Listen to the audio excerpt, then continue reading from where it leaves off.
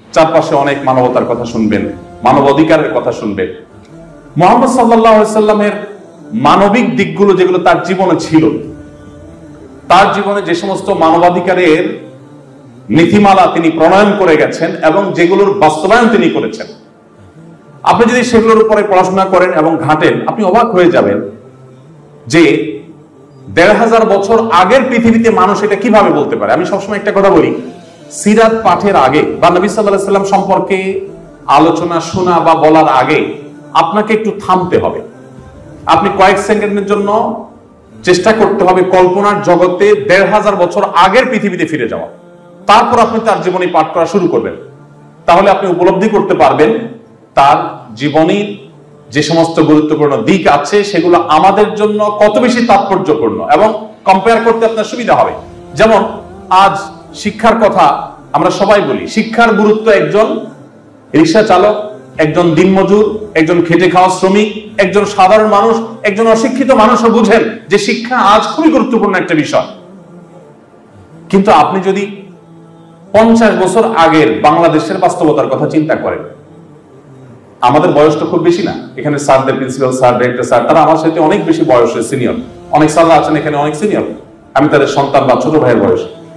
আমি আমার শৈশবে গ্রামীণ পরিবেশে যেহেতু বড় হয়েছে, আমি গ্রামের ছেলে, আমি দেখেছি যে অনেক বাবা মা সন্তানদের খেতে কাজ করাটাকে পড়ালেখা করার চাইতে অনেক দরকারি কাজ মনে করতেন।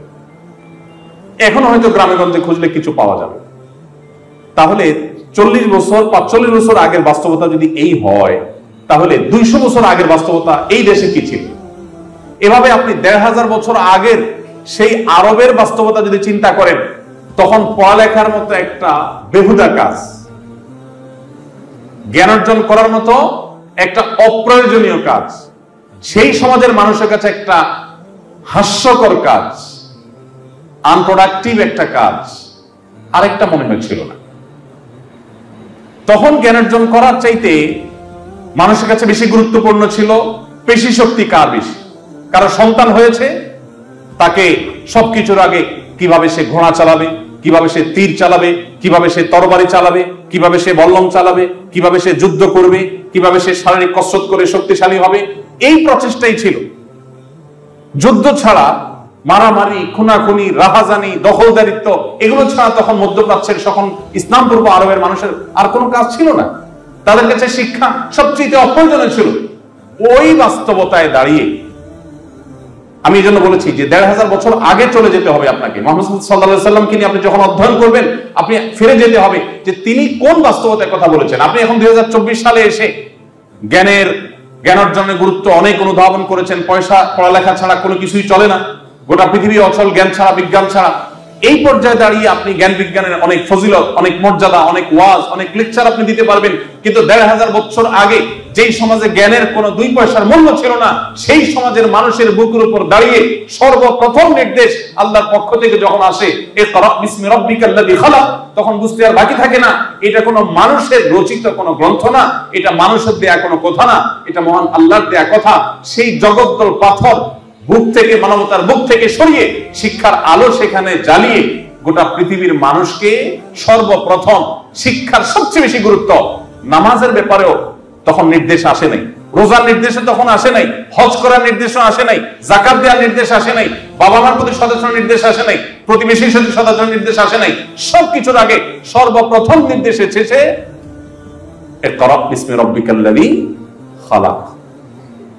আপনার কাছে কি বিষয়টা স্বাভাবিক মনে হয়? ১৪০০-১৫০০ বছর আগে, ১৪৫০ বছর আগের পৃথিবীতে একটা সমাজের মানুষকে প্রথম এমন এক নির্দেশ দেওয়া হচ্ছে যে নির্দেশের কোনো গুরুত্ব সমাজের মানুষের কাছে নাই, এবং এটা দিয়েই শুরু করা হচ্ছে। নবী করিম সাল্লাল্লাহু আলাইহি সাল্লাম তিনি তার সেই মানবিক যে মুহাম্মদ সাল্লাল্লাহু আলাইহি সাল্লামের যে রূপ, আমরা নবী মুহাম্মদ সাল্লাল্লাহু আলাইহি সাল্লামকে অনেকে জানি, মানবিক মুহাম্মদ সাল্লাল্লাহু আলাইহি সাল্লামকে আমরা অনেকে জানি না। আমি সবসময় এই কথাটি বলি, আজ মানবাধিকার নিয়ে কথা বলা এটা একটা ফ্যাশনে পরিণত হয়েছে, এটা একটা স্টাইল, এটা বলতে বেশ সুন্দর শোনা যায়, শুনতে বেশ ভালো লাগে। মানবাধিকারের কথা, শ্রমিকের অধিকার, নারীর অধিকার, এগুলো বললেই শরীরের মধ্যে একটা ভাব চলে আসে, তাই না? যে অধিকার নিয়ে কথা বলছে, লোকটা খুব আধুনিক, খুব স্মার্ট, লোকটা খুব সময় সচেতন, লোকটা খুব মানবিক, লোকটা খুব মানবতাবাদী। আপনারা আমার চেয়ে নিশ্চয়ই অনেকে ভালো জেনে থাকবেন, আজ পৃথিবীতে আমাদের দেশেও অনেক মানুষ মানবাধিকারের অনেক সুন্দর সুন্দর সবক শোনায়, বুলি আওড়ায়, কিন্তু এগুলো সবগুলো হলো বিভিন্ন এমবাসি থেকে পাওয়া, বিদেশিদের কাছ থেকে পাওয়া বিভিন্ন প্রজেক্টের টাকা হালাল করার জন্য। জাস্ট বিভিন্ন অধিকার নিয়ে কাজ করবে, অ্যাক্টিভিজম করবে, নানা কাজ কাম করবে, এবং সেগুলো দেখিয়ে বিভিন্ন বাজেট তারা সেখান থেকে নিবে। আবার অনেকে আছেন যে আমরা আমাদের মানবিক দিকগুলো জাহির করছি, বিশেষ করে যারা সোশ্যাল অ্যাক্টিভিস্ট, তারা মানবিক কাজগুলো অনেকেই করে থাকেন। এই যে ফেনীতে, লক্ষ্মীপুরে, কুমিল্লাতে যে ভয়াবহ বন্যা মাত্র হয়ে গেল, অনেক মানুষ আছেন যারা কষ্ট করে ঢাকা থেকে, চট্টগ্রাম থেকে অনেক কষ্ট করে গেছেন, সেখানে অনেক কাজ করেছেন। তার দিন শেষে টার্গেট ছিল সেখানে গিয়ে একটা সেলফি তোলা, কিছু লাইক কমেন্টের ব্যবসা করা। এরকম অনেক মানুষ আছে না, যে সেখানে গিয়ে একটা ছবি তোলা, একটা লাইভ করা তার টার্গেট। কিন্তু নবী করিম সাল্লাল্লাহু আলাইহি সাল্লাম যখন মানবাধিকারের কথা বলেছেন, তখন পৃথিবীতে কোন প্রজেক্টের লোভে কোন মানুষ মানবাধিকারের কথা বলা তো দূরের কথা, তখন সেই কথাগুলো বলা ছিল সে সমাজে নিজের অস্তিত্বকে হুমকির মধ্যে ফেলে দাও। মেয়ে হিসাবে জন্মগ্রহণ করা যে সমাজে অপরাধ হিসাবে গণ্য করা হতো, নারী হিসাবে জন্মগ্রহণ করেছে এটাকে একটা দর্শনীয় বিষয় মনে করা হতো। নিজের বাবা নিজের কন্যা সন্তান মেয়ে কেন হলো, যুদ্ধে তো আমার সাথে যেতে পারবে না, এই সন্তান দিয়ে তো আমার কাজে লাগবে না, সেজন্য তাকে জীবন্ত পুঁতে ফেলতো যে সমাজ, সেই সমাজের বুকের উপর দাঁড়িয়ে মুহাম্মদ সাল্লাল্লাহু আলাইহি সাল্লাম শুধু নারীকে রক্ষা করেন নাই, আকাশে তুলে রেখে গেছেন। তিনি বলে গেছেন, কোন বাবা যদি দুটি কন্যা সন্তানকে সঠিকভাবে লালন পালন করে, কোনো বৈষম্য না করে, কোনো অবিচার না করে, সঠিকভাবে তাদের তদারকি করে, সুসন্তান বানায়, আল্লাহর সাথে পরিচিত করায়, ঈমান তার ভিতরে প্রথিত করে, কোন প্রকার জুলুম অবিচার না করে, এক কথা সদাচরণ করে, দায়িত্বশীল অভিভাবকের দায়িত্বটা যদি পালন করে, দুটি কন্যা সন্তানের এরকম দায়িত্ব নিলে নবী করিম সাল্লাল্লাহু আলাইহি সাল্লাম সেই ব্যক্তির জান্নাতের গ্যারান্টি এবং নবীর সাথে জান্নাতে থাকার গ্যারান্টি দিয়েছেন। আমি প্রায় কম্পেয়ার করে বলার চেষ্টা করি, এখানে অনেকে আলেমারা আছেন, ওলামা ইকরাম অনেকে আছেন, নবী করিম সাল্লাল্লাহু আলাইহি সাল্লামের হাদিসের ভান্ডার থেকে আপনি একটি হাদিসও খুঁজে পাবেন না যে দুটি কন্যা সন্তানকে লালন পালন করলে এত মর্যাদার কথা আল্লাহ নবী বলেছেন। তার বিপরীতে 1 ডজন ছেলে সন্তান লালন পালন করলে নবী সাল্লাল্লাহু আলাইহি সাল্লাম জান্নাতের বারান্দায় জায়গা থাকবে, এরকম কথা বলেন। অর্থাৎ মেয়ে হিসাবে জন্মগ্রহণ করার পর তার বাঁচার অধিকার আছে, এই কথা মুহাম্মদ সাল্লাল্লাহু আলাইহি সাল্লাম বলে থামেন নাই। সমাজের সবচেয়ে বেশি সম্মানের সাথে, মর্যাদার সাথে বাঁচার অধিকার তাকে দিয়ে গেছে। অবাক করা বিষয় হলো, ইমাম মালিক রাহমাতুল্লাহ আলাইহি বলতেন, আল আম্বিয়া ওয়া আবুল বানাত। নবী সাল্লাল্লাহু আলাইহি সাল্লাম শুধু নীতি বাক্য শুনে, থিওরি দিয়ে, নীতি বাক্য শুনিয়ে বা থিওরি দিয়ে যান নাই। আল্লাহ রাব্বুল আলামিন আমাদের নবী সাল্লাল্লাহু আলাইহি সাল্লামকে বেশ কয়েকটা ছেলে সন্তান দিয়েছেন, কিন্তু তাদের সবাইকে নিয়ে গেছেন কখন? একেবারে শৈশবে, শিশুকালে। তার 4টি কন্যা সন্তান বড় হওয়া পর্যন্ত বেঁচে ছিলেন, স্বাভাবিক জীবনযাপন করেছেন, এবং তারাও ছেলে সন্তানের মা হয়ে দুনিয়া থেকে গেছেন, তারা সবাই কন্যা সন্তান। তিনি কন্যাদের অধিকার, মেয়েদের অধিকারের ব্যাপারে শুধু কথা বলেছেন তা নয়, যেহেতু তার পুরো লাইফটা আল্লাহ রাব্বুল আলামিন, আমাদের সবার জীবনে আল্লাহর কর্তৃক নিয়ন্ত্রিত, আল্লাহ রাব্বুল আলামিন তার হাবিব, তার রাসূলের জীবনে, তার সংসারে, তার ঘরে ছেলে সন্তান রাখেনি নেই, যেগুলোকে বাঁচিয়ে রেখেছেন সবগুলা কন্যা সন্তান। অর্থাৎ মেয়েদের অধিকারের ব্যাপারে শুধু তিনি কথা বলেছেন তা নয়, তার ঘরে সেটার ইমপ্লিমেন্ট তিনি করেছেন এবং বাস্তবায়ন করেছেন। ফাতিমা রাদিয়াল্লাহু তাআলার প্রতি তার যে মমতা, অন্যান্য কন্যা সন্তানদের প্রতি যে মমতা, এগুলো এক একটা নিয়ে 2-4-5 ঘন্টা লেকচার দেয়া যাবে। ঘন্টাকে ঘন্টা আপনি অধ্যয়ন করে শেষ করতে পারবেন না যে বাবা হিসাবে কি করেছে। এক ব্যক্তি নবী সাল্লাল্লাহু আলাইহি সাল্লামের কাছে এসেছেন, এসে দেখলেন যে নবী সাল্লাল্লাহু আলাইহি সাল্লাম তার নাতি হাসান এবং হুসাইন রাদিয়াল্লাহু তাআলাকে চুমু দিচ্ছেন, আদর করছেন। তখন সেই সাহাবী অবাক হয়ে বললেন, হে আল্লাহর রাসূল, আমার অনেকগুলো সন্তান আছে, আমি তো এদের কখনো আদর করিনি। সেই 1500 বছর আগের মানুষের যে কালচার ছিল, সেই কালচারের কথা বলা হচ্ছে, যে এভাবে আদর করার কালচার সে তখনকার মানুষের কাছে ছিল না, মানুষ জানতো না। এমনি আরবরা মানুষ হিসাবে একটু সাধারণত রূঢ় স্বভাবের, নবী রাসূলদের কথা ভিন্ন, সাধারণ মানুষ, সাধারণ আরবদের মধ্যে স্বভাবটা একটু রূঢ় প্রকৃতির হয়ে থাকে। আমি 10 বছর সৌদি আরবে ছিলাম, ইসলামিক অ্যাফেয়ার্স মন্ত্রণালয়ের তরফ থেকে বাংলা ভাষাভাষীদের মধ্যে দাওয়াতি কাজ করা আমার দায়িত্ব ছিল। তো ফ্যামিলি সহ থাকতাম। আমার বাসার সামনে আমি একবার দেখলাম এক সৌদিয়ান যাচ্ছে, তার পেছন দিয়ে তার ছোট বাচ্চাটা যাচ্ছে, কত 5-6 বছর বয়স হবে হয়তো। তো বাচ্চাটা বাবার পেছনে দৌড়ে দৌড়ে যাচ্ছে, দৌড়াতে গিয়ে ছোট মানুষ আর ওরা ছোট বাচ্চারাও জুব্বা পরে, লম্বা জুব্বা পরে, তো জুব্বার সাথে প্যাচে এসে পড়ে গেল, বেশ জোরে সোরেই পড়লো। তো আমি খেয়াল করলাম অনেক দূর থেকে তার বাবা বাচ্চার কান্নার আওয়াজ শুনে হালকা একটু ঘাড়টা ঘুরায় দেখলেন, দেখে বললেন ইয়াল্লাহ ঘুম মুশকিল খালাস ঘুম, মানে সমস্যা কি, উঠো হাঁটো আসো। আমি আমার মিসেসকে বললাম যে দেখো তো এটা কোনো বাঙালি বাবা দ্বারা সম্ভব? আমরা হলে দৌড় দিয়ে চলে যেতাম, আরে বাচ্চারা পড়ে গেছে, তাড়াতাড়ি করে মুছে দিতাম, কোলে নিতাম, বাবা কিছু হয় না, কাঁদে না, থামো, কত কাহিনী করতাম। আর ওই লোকটা আমি দেখলাম, আমার চোখের সামনে দেখে ঘটনা, যে অনেক দূরে বাচ্চাটা পড়ে আছে, কাঁদতেছে, বেশ ব্যথা পাইছে, বলতেছে খালা আসিস মুশকিল আল্লাহ ঘুম, সমস্যা কি, উঠো দাঁড়াও আসো। এটা বলে সে আবার হাঁটা শুরু করছে। বাচ্চা মন্দির উপরে দেখছে, আর কি করা, কষ্ট করে বেচারা হাঁটা শুরু করে দিচ্ছে।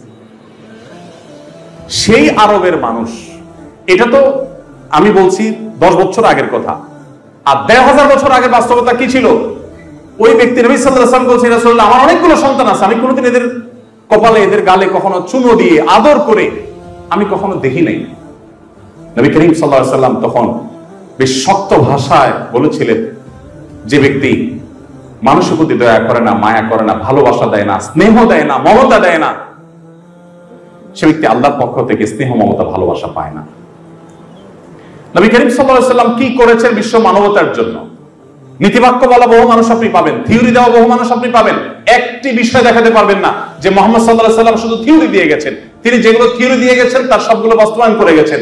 মাত্র যে বললাম মদিনায় আসার পর 10 বছর স্বাভাবিক জীবন যাপন করার সুযোগ পেয়েছেন, তাও প্রতি বছর যুদ্ধ, এক না একাধিক, প্রতি রাত তাকে টেনশন নিয়ে ঘুমাতে যেতে হতো।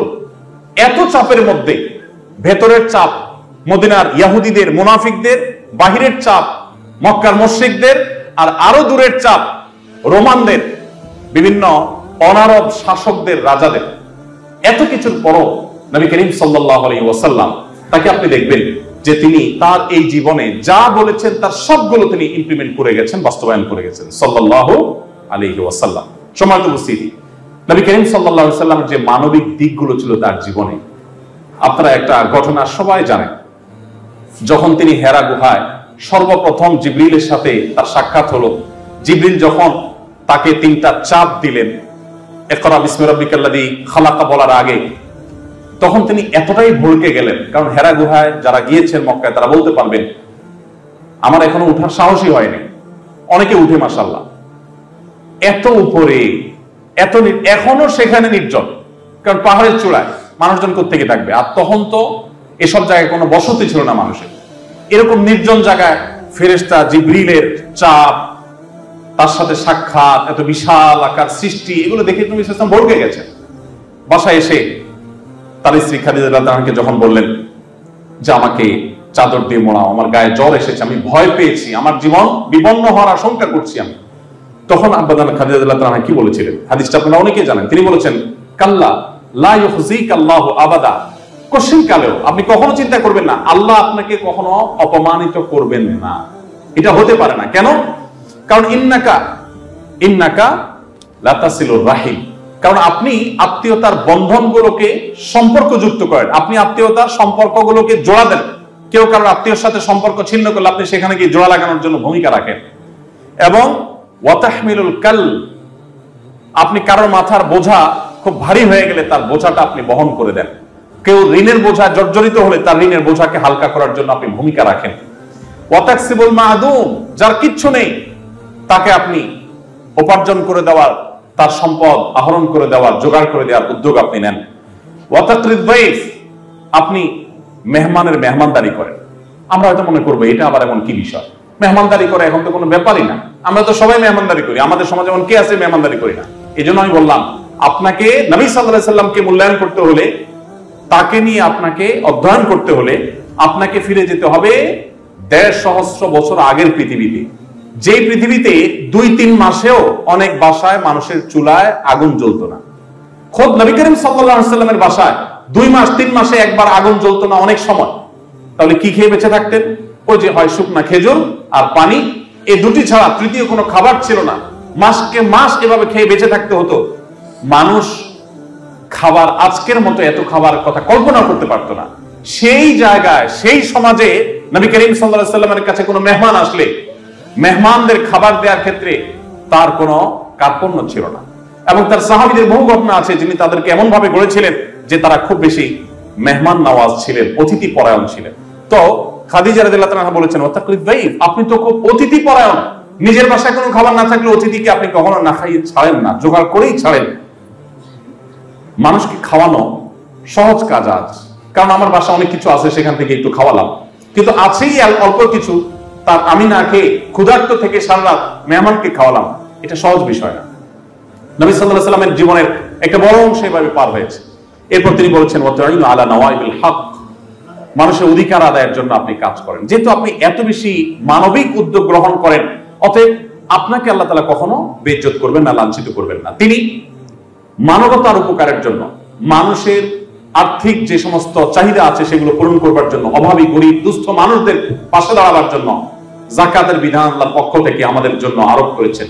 সাদাকা দিয়েছেন, কোরবানি দিয়েছেন, মানত দিয়েছেন, কাফারা দিয়েছেন, এবং বিভিন্ন পশু জবের যে উদ্যোগ হালাল সেটার বিধান দিয়েছেন, ওয়াকফের বিধান দিয়েছেন, ওসিয়তের বিধান দিয়েছেন, দানের বিধান দিয়েছেন, ঋণ দেওয়ার ফজিলত বর্ণনা করেছেন, এবং এতিম গরিব বিধবা তাদের দায়িত্বভার গ্রহণ করার ফজিলত বর্ণনা করেছেন, উৎসাহ দিয়ে গেছেন।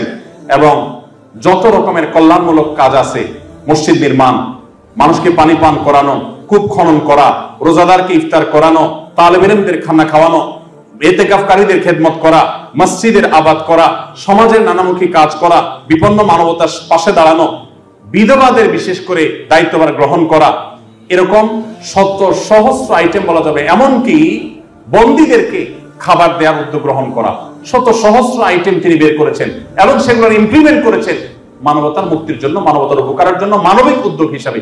মানবিক মুহাম্মদ সাল্লাল্লাহু আলাইহি ওয়াসাল্লাম তার যে জীবনের মানবিকতার দিকগুলো আছে, শুধু এগুলো নিয়ে যদি আপনি অধ্যয়ন করেন, আপনি অবাক হয়ে যাবেন। এই সবগুলো তিনি শুধুমাত্র আবাদ করে যান নাই, শুধুমাত্র সমাজের মানুষকে বলে যান নাই, তত্ত্ব দিয়ে যান নাই, তিনি তার প্রত্যেকটি নিজে হাতে বাস্তবায়ন করে তারপরে পৃথিবীতে গেছেন। সময় কিন্তু সেই 10 বছর, যুদ্ধ করতে করতে জীবন শেষ, এত কিছু করে গেছে ভাইরা আমার। তো সেই নবী করিম সাল্লাল্লাহু আলাইহি ওয়াসাল্লাম সম্পর্কে আমাদের জানার প্রয়োজন আছে না নাই?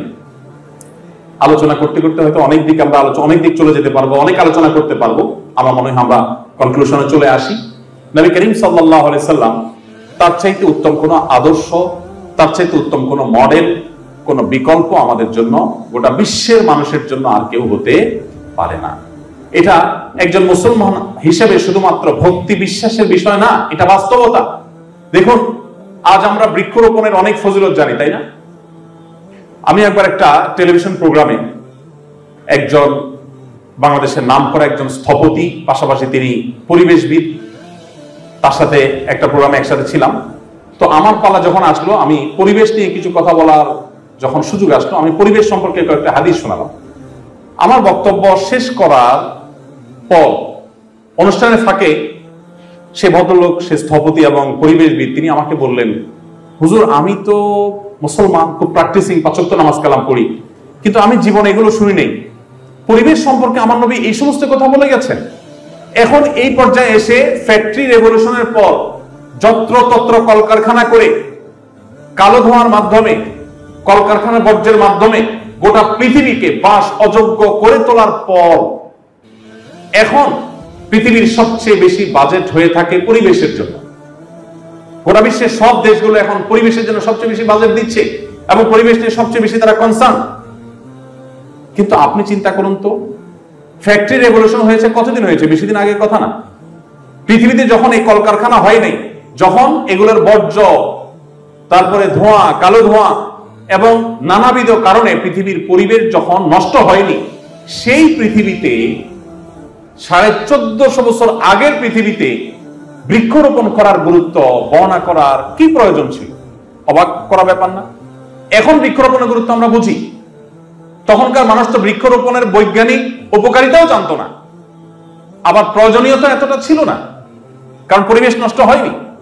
সেই পৃথিবীতে তিনি বৃক্ষরোপণ সম্পর্কে যে সমস্ত কথা বলে গেছেন, এখনকার পরিবেশবিদদের জন্মেরও শত সহস্র বছর আগে তিনি যা বলে গেছেন, এখনো পরিবেশবিদরা সেগুলো কল্পনা করতে পারে না। তিনি বলে গেছেন, কারোর হাতে যদি কোনো গাছের চারা থাকে, তিনি রোপণ করতে যাচ্ছেন, আর প্রতিমধ্যে তিনি যদি দেখেন যে ইসরাফিল, যিনি সিংহা ফুৎকার দিয়ে গোটা সৃষ্টি জগৎ ধ্বংসের দায়িত্বে নিয়োজিত, তিনি সে দায়িত্ব পালন করার জন্য প্রস্তুতি নিচ্ছেন, অর্থাৎ আল্লাহর নির্দেশে সুইচ টিপ দিবেন এবং গোটা সৃষ্টি জগৎ ধ্বংস হয়ে যাবে, সে সুইচ টিপ দেওয়া বা সিংহা ফুৎকার দেওয়ার জন্য তিনি প্রস্তুতি নিচ্ছেন। এমত অবস্থায় তোমার হাতে থাকা গাছের যে চারা আছে, এটা লাগাতে গিয়ে তোমার যদি মনে হয় যে লাগিয়ে এখন আর কি লাভ হবে, এখনই তো সব তুলার মতো সব ভেঙে চুরমার হয়ে ধ্বংস হয়ে যাবে, এই গাছের চারা থাকবেই তো না, তাহলে লাগিয়ে কি লাভ হবে, এই চিন্তা তুমি না করে ওই রকম পরিস্থিতিতেও তুমি গাছের চারাটি রোপণ করে ফেলবে। তুমি রোপণ করে ফেলেছো, সেটা টিকুক আর না টিকুক, তোমার প্রচেষ্টার কারণে আল্লাহর কাছ থেকে তুমি রিওয়ার্ড পাবে, সওয়াব পাবে। দেখুন নবী করিম সাল্লাল্লাহু আলাইহি ওয়াসাল্লাম বলেছেন, তুমি যদি কোনো গাছ লাগাও, তোমার সে গাছ থেকে কোনো পশু, কোনো পাখি, কোনো পোকা, কোনো মাকড়, কোনো কিছু যদি খায়, কোনোভাবে উপকৃত হয়, তাহলে তুমি তাদেরকে খাদ্য দানের যে সওয়াব, যে রিওয়ার্ড, যে বিনিময়, এটা আল্লাহর কাছ থেকে পাবে। আমি একবার জিনাদের এক মাহফিলে একজন সেখানকার স্থানীয় জনপ্রতিনিধি ছিলেন, তো প্রসঙ্গত ওনাকে আমি একটু রসিকতা করে বললাম যে ভাই, আপনি অনেক বড় নেতা মানুষ মাশাআল্লাহ, এবং বহু মানুষকে আপনি খাবার খাওয়ান, অনেক টাকা পয়সা দেন, রাজনৈতিক কারণে, ভোটের জন্য, নোটের জন্য, নানা কারণে আপনারা দেন এগুলো। বাট আমার জিজ্ঞাসা হলো, আপনি জীবনে 2000 পিপিলিকাকে একবেলা দাওয়াত করে খাওয়াতে পারবেন কিনা? তুমি বলেন যে ভাই, এটা আবার কেমন কথা বললেন, পিঁপড়া 2000 খাওয়ানোর মানে কি দাঁড়ালো? আচ্ছা, আপনি 500 পাখিকে একবেলা মেহমানদারি করবেন, সুযোগ আছে? বলো না, এটা কিভাবে সম্ভব? তাই আমি বললাম, আল্লাহ নবী সাল্লাল্লাহু আলাইহি ওয়াসাল্লাম সেই আইডিয়া আমাদেরকে দিয়ে গেছে।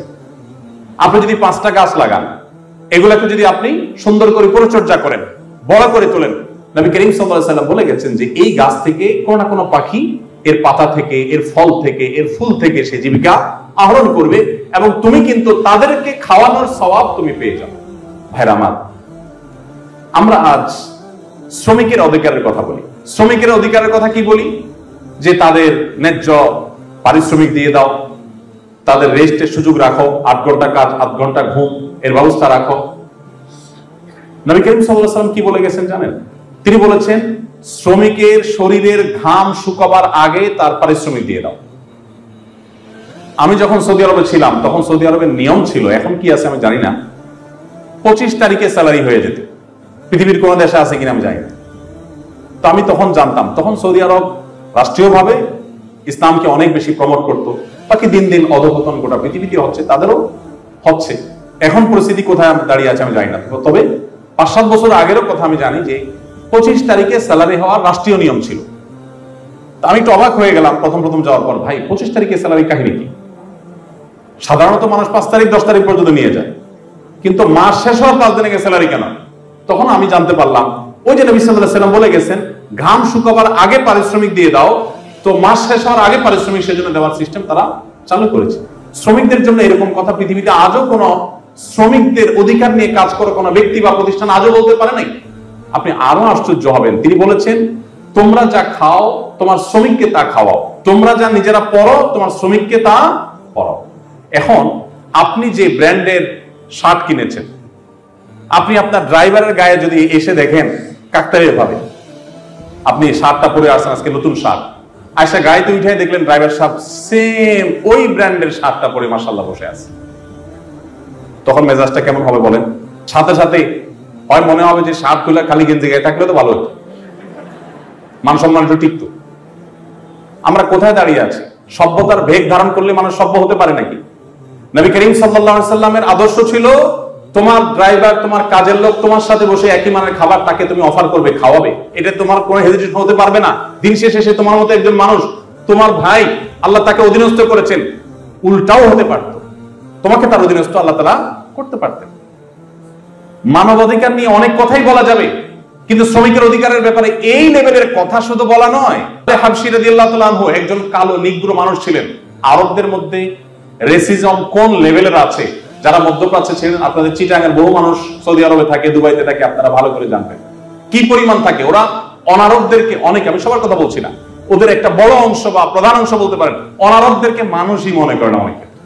সেই আরবদের মধ্যে আপনি চিন্তা করেন, তাও আবার 1400 বছর আগের যে আরবরা, যাদের মধ্যে বর্বরতা ভয়ঙ্কর ছিল, সেই সমাজে, ইসলামের আগের কথা বলছি, সেই সমাজে নবী করিম সাল্লাল্লাহু আলাইহি ওয়াসাল্লাম এসে কি করেছেন? বেলাল রাদিয়াল্লাহু তাআলা আনহু, যিনি বাহির থেকে এসেছেন, একে তো বহিরাগত, খেয়াল করেন, এখনো সৌদিতে বা মিডল ইস্টে ফরেনারদেরকে কি বলে জানেন? সেখানকার স্থানীয় ভাষা, আলেমরা বলতে পারবেন কি বলে ভাই? আজনবী। ওই জন্য জানেন আজনবী শব্দের অর্থ কি জানি আমরা? আজনবী মানে কি? আননোন, মানে চিনি না তোমার, তুমি কি? তুমি বাঙালি, তুমি ইন্ডিয়ান, তোমাকে আমি চিনি না, তুমি আমার দেশের না, অচেনা। এবং আরেকটা শব্দ আছে আরবিতে, আজমি। আজমি শব্দটির যদি মানে ভেতর নিয়ে আমরা আলোচনা করি, আপনি অবাক হয়ে যাবেন। কি অর্থ? বোবা। আরেকটা অর্থ আছে, আল আজমাউ জুরহুহা জুবার, হাদিসে আছে। চতুষ্পদ জন্তুকে সাধারণত আজমা বলা হয়। সেখানে যারা আরবিতে কথা বলতে পারে না, তাদেরকে তারা কি বলে? আজমি। আপনাদের চিটাগাঙ্গেও এই রোগটা কিছুটা আছে। আপনাদের প্রতি শ্রদ্ধা রেখে আমি বলতে চাই, আমার জীবনের একটা গুরুত্বপূর্ণ অংশ চট্টগ্রামের মাটিতে কেটেছে, এবং টুকটাক চিটাঙ্গা কথা হইতারি। আপনাদের এখানে চিটাঙ্গের বাইরের লোকদেরকে আপনারা বইঙ্গা বলেন, তাহলে এই রোগ আপনাদের মধ্যেও ভালো জিনিস না। কিন্তু যাই হোক, তো যেটা বলছিলাম যে আমাদের নবী করিম সাল্লাল্লাহু আলাইহি সাল্লাম, তিনি, আমি কেন এই বিষয়টাকে টানলাম, এই বিষয়টা টানলাম এই জন্য, দেখেন, তিনি একজন সাহাবী বাহির থেকে আসছেন, তার নাম হলো বেলাল রাদিয়াল্লাহু তাআলা আনহু, সবাই জানি আমরা, তাই না? এই লোকটা, তাকে যে মূল্যায়ন করেছেন, মর্যাদা দিয়েছেন, সেই মর্যাদাটা লেভেল কি ছিল এটা বোঝার জন্য, তখনকার পরিস্থিতি বোঝানোর জন্য বললাম যে রেসিজম কোন লেভেলের ছিল। সেই জগদ্দল পাথর বুকের উপর থেকে সরিয়ে, সেই রেসিজম যে সমাজে ছিল, সেই সমাজের বুকের উপরে টান টান করে বুক দাঁড় করিয়ে, শির দাঁড় করিয়ে, তিনি বেলাল রাদিয়াল্লাহু তাআলা আনহু, যিনি বাহির থেকে এসেছেন, শুধুমাত্র তাকে মানবিক মর্যাদা দিয়ে শেষ করেননি।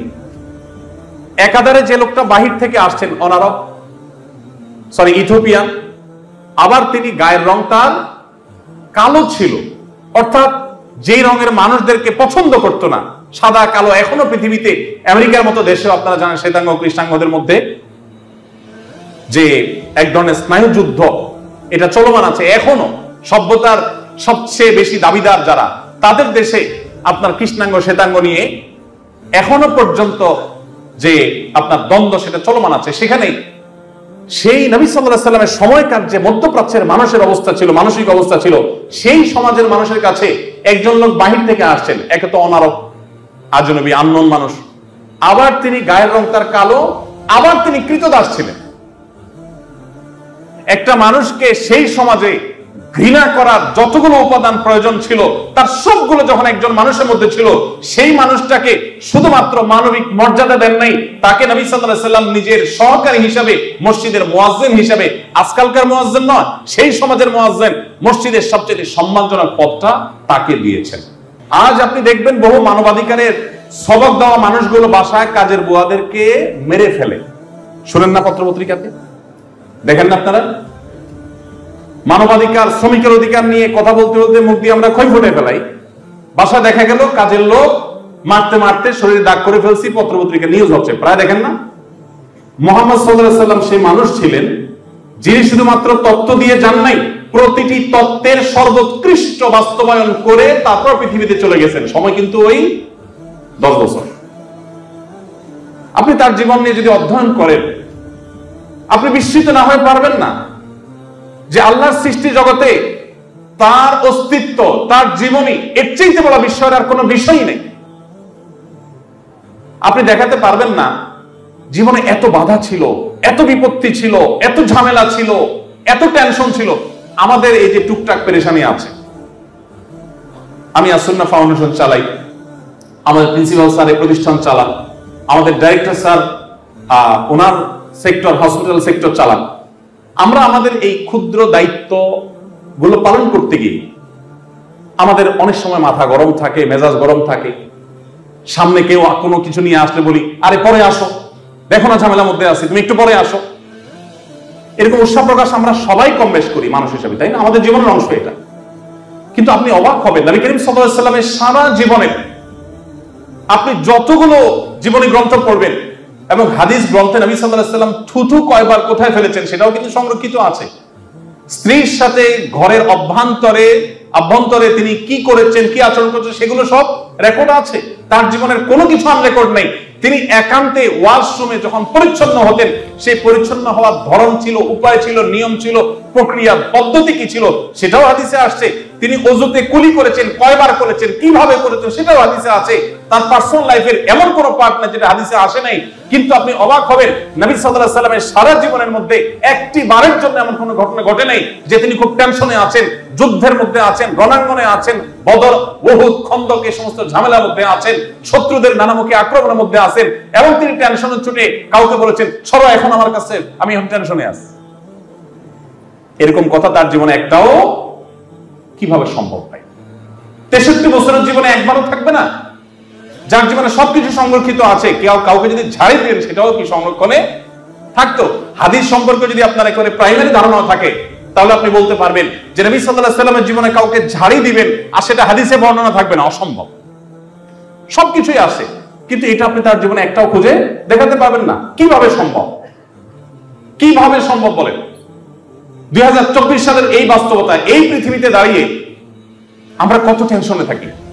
সুইচ দিলে ফ্যান ঘুরে, আপনার রিমোট টিপ দিলে এসি চলে, কথা বলছি স্মুথলি, কোনো অসুবিধা না, মাইকের ব্যবস্থা আছে, লাইটের ব্যবস্থা আছে, কিছুই ছিল না।